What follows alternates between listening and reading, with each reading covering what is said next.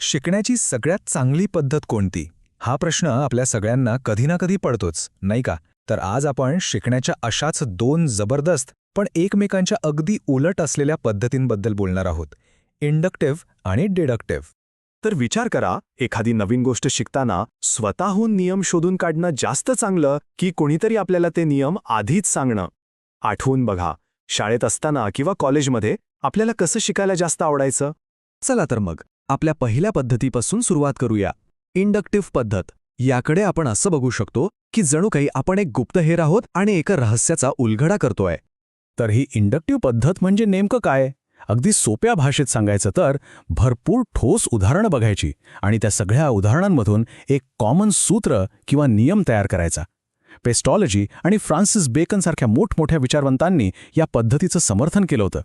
हे बघा, या पद्धतीचा सगळं सार यात आहे. म्हणजे आपण सुरुवात करतो विशिष्ट गोष्टींपासून, ठोस उदाहरणांपासून आणि हळूहळू एका मोठ्या सामान्य नियमापर्यंत पोहोचतो.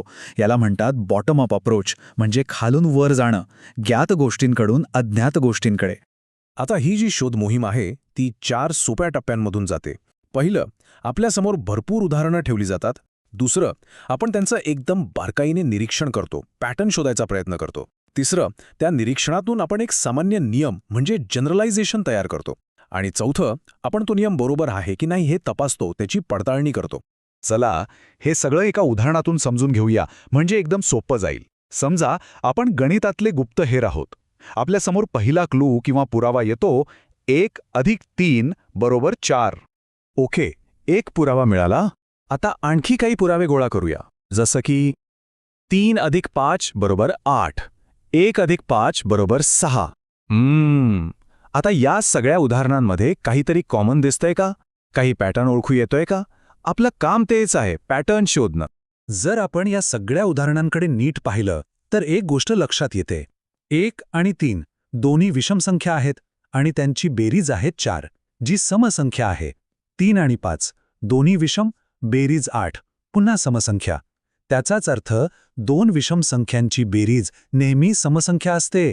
हाच तो आपला शोध, हाच तो युरेका मोमेंट. आता या गुप्तहेर पद्धतीचे फायदे पण खूप आहेत.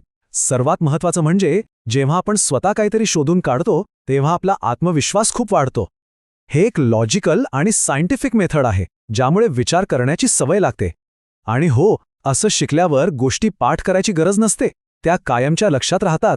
पण मग यात काही तोटे नाहीत का?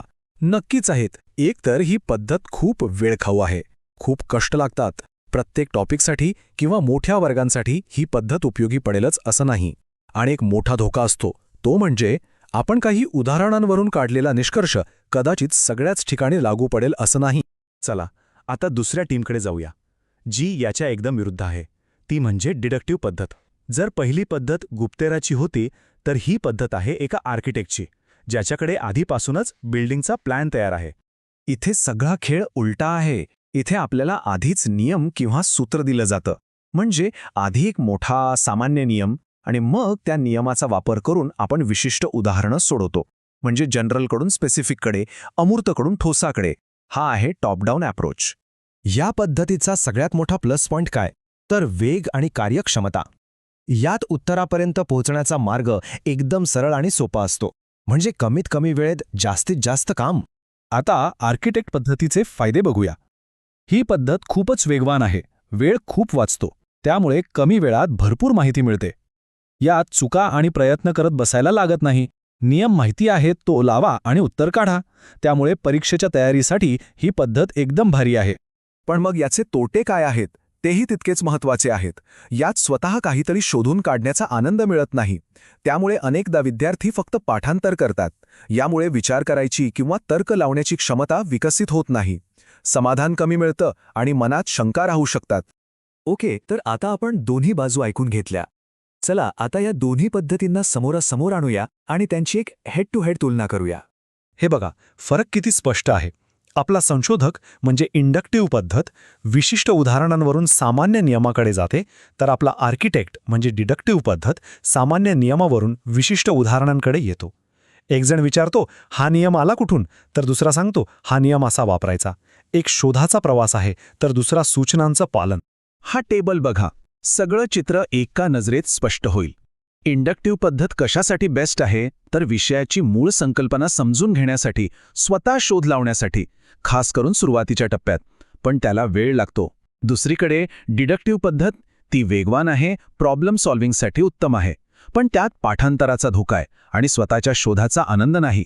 तर मग आता प्रश्न येतो, या दोन्हींपैकी निवडायचा कोणाला? कोणती पद्धत चांगली आहे? पण गंमत म्हणजे कदाचित हा प्रश्न चुकीचा आहे. कारण खरी गोष्ट ही आहे की कोणतीही एक पद्धत सर्वोत्तम नाही आहे. आपलं ध्येय काय आहे यावर सगळं अवलंबून आहे.